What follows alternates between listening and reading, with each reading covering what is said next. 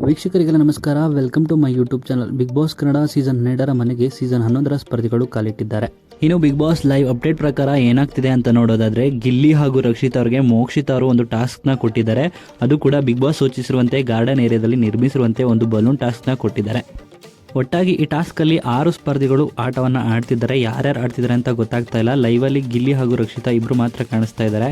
ಇನ್ನು ಈ ಟಾಸ್ಕ್ನ ಮೋಕ್ಷಿತ್ ಅವರು ಕೊಟ್ಟಿರೋ ಕಾರಣಕ್ಕೆ ಮೋಕ್ಷಿತಾ ಹಾಗೂ ತ್ರಿವಿಕ್ರಮ್ ಅವರು ಉಸ್ತುವಾರಿನ ವಹಿಸ್ಕೊಂಡಿದ್ದಾರೆ. ಗಿಲ್ಲಿ ಅವರು ಟಾಸ್ಕ್ ಮಧ್ಯನೂ ಕೂಡ ಹಳೆ ಸ್ಪರ್ಧಿಗಳಿಗೆ ಕಾಲೆಳಿತಾ ಇದ್ದಾರೆ. ಅದರಲ್ಲೂ ಟಾಸ್ಕ್ ಅಂತ ಬಂದಾಗ ಗಿಲ್ಲಿ ಅವರು ಯಾವ ರೀತಿ ಆಡ್ತಾರೆ ಅಂತ ನೀವೆಲ್ಲ ನೋಡೇ ಇದ್ದೀರಾ. ಅದರಲ್ಲೂ ಈಗ ಮೋಕ್ಷಿತಾ ತ್ರಿವಿಕ್ರಮ್ ಅವರು ಜೊತೆಯಾಗಿರೋದನ್ನು ನೋಡಿ ಬೇಕು ಅಂತ ಕಾಲೆಳಿತಾ ಇದ್ದಾರೆ. ಗಿಲ್ಲಿ ಅತಿ ಆಗ್ತಿದೆ ನಿಮ್ಮದು, ಸರಿ ಆಟ ಆಡೋದ್ರ ಕಡೆ ಕಾನ್ಸಂಟ್ರೇಟ್ ಮಾಡಿ ಅಂತ ಕೂಡ ಮೋಕ್ಷಿತಾ ಇಲ್ಲಿ ಹೇಳ್ತಿದ್ದಾರೆ. ಮೋಕ್ಷಿ ಮೇಡಮ್ ಯಾಕೆ ಕೋಪ ಮಾಡ್ಕೊಳ್ತೀರಾ ಬಿಡಿ, ಈ ಟಾಸ್ಕ್ ಗೆದ್ದು ಪಾಯಿಂಟ್ಸ್ ತಗೊಳ್ಳೋದು ನಾನೇ ಅಂತಲೂ ಕೂಡ ಗಿಲ್ಲಿ ಇಲ್ಲಿ ಗರ್ವದಿಂದ ಹೇಳ್ಕೊಳ್ತಿರ್ತಾರೆ. ಅಶ್ವಿನಿ ಇದನ್ನು ನೋಡಿ ತುಂಬಾ ನಗ್ತಾ ಇದ್ದಾರೆ. ಇನ್ನು ಗಿಲ್ಲಿಗೆ ಬೇಕು ಅಂತಲೇ ಈ ಟಾಸ್ಕಲ್ಲಿ ಗೆಲ್ಲ ಅಂತಲೂ ಕೂಡ ಅಶ್ವಿನಿ ಇಲ್ಲಿ ಉರಿಸ್ತಿದ್ದಾರೆ. ಇನ್ನು ರಕ್ಷಿತಾ ಕೂಡ ಎಷ್ಟೇ ಕಷ್ಟ ಬಂದರೂ ಈ ಬಾಲ್ ಟಾಸ್ಕ್ನ ತುಂಬಾ ಚೆನ್ನಾಗಿ ಆಟ ಆಡ್ತಿದ್ದಾರೆ. ಮೋಕ್ಷಿ ಮೇಡಮ್, ನಿಮ್ಮ ಲವ್ ಸ್ಟೋರಿ ಕಳೆದ ಸೀಸನಲ್ಲಿ ತುಂಬಾ ಚೆನ್ನಾಗಿತ್ತು ಅಂತ ಗಿಲ್ಲಿ ಇಲ್ಲಿ ಮೋಕ್ಷಿತಾ ಹಾಗೂ ತ್ರಿವಿಕ್ರಮ್ ಅವ್ರಿಗೆ ಹೇಳ್ತಾರೆ. ತ್ರಿಮೋಕ್ಷಿ ಅಂತೂ ತುಂಬಾ ಚೆನ್ನಾಗಿತ್ತು ಅಂತ ಹೇಳ್ತಾರೆ. ಇದಕ್ಕೆ ಕೋಪಗೊಂಡ ಮೋಕ್ಷಿತಾ ತ್ರಿವಿಕ್ರಮ್ ಅವರೇ ನೋಡಿ ಇಲ್ಲಿ ಹೇಗೆ ಆಡ್ತಿದ್ದಾರೆ ಅಂತ ಕೂಡ ಹೇಳ್ತಾರೆ.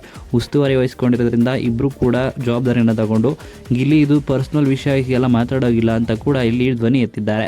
ಈ ರೀತಿ ಗಿಲ್ಲಿಯಿಂದಾಗಿ ಮೋಕ್ಷಿತಾ ಹಾಗೂ ತ್ರಿವಿಕ್ರಮ್ ನಡುವೆ ಸಣ್ಣ ಜಗಳವೇ ಆಗಿದೆ. ಇನ್ನು ಈ ಟಾಸ್ಕಲ್ಲಿ ಗಿಲ್ಲಿಯವರು ಗೆದ್ದು ರಜತ್ ಹಾಗೂ ಉಗ್ರ ಮಂಜುಗೆ ತುಂಬಾ ಕೋಪ ಬರಿಸೋ ರೀತಿಲೇ ಉರಿಸ್ತಾ ಇದ್ದಾರೆ. ಈ ರೀತಿಯಾಗಿ ಲೈವ್ ಅಪ್ಡೇಟ್ಸ್ನಲ್ಲಿ ನಡೀತಾ ಇದೆ. ರಕ್ಷಿತಾ ಕೂಡ ತುಂಬಾ ಚೆನ್ನಾಗಿ ಆಟವನ್ನು ಆಡಿದ್ದಾರೆ. ಇನ್ನು ಈ ವಿಡಿಯೋ ನಿಮಗೆ ಇಷ್ಟವಾಯಿತು ಅಂದರೆ ವಿಡಿಯೋಗೆ ಲೈಕ್ ಮಾಡಿ. ಬಿಗ್ ಬಾಸ್ ಕನ್ನಡ ಸೀಸನ್ 12ರ ಮತ್ತಷ್ಟು ಹೆಚ್ಚಿನ ವಿಡಿಯೋಗಳಿಗಾಗಿ ನಮ್ಮ ಚಾನಲ್ಗೆ ಸಬ್ಸ್ಕ್ರೈಬ್ ಮಾಡಿ. ಹಾಗೆಯೇ ಗಿಲ್ಲಿ ಬಗ್ಗೆ ನಿಮ್ಮ ಅನಿಸಿಕೆಯನ್ನು ಕಮೆಂಟ್ ಮೂಲಕ ಕಮೆಂಟ್ ಮಾಡಿ ತಿಳಿಸಿ.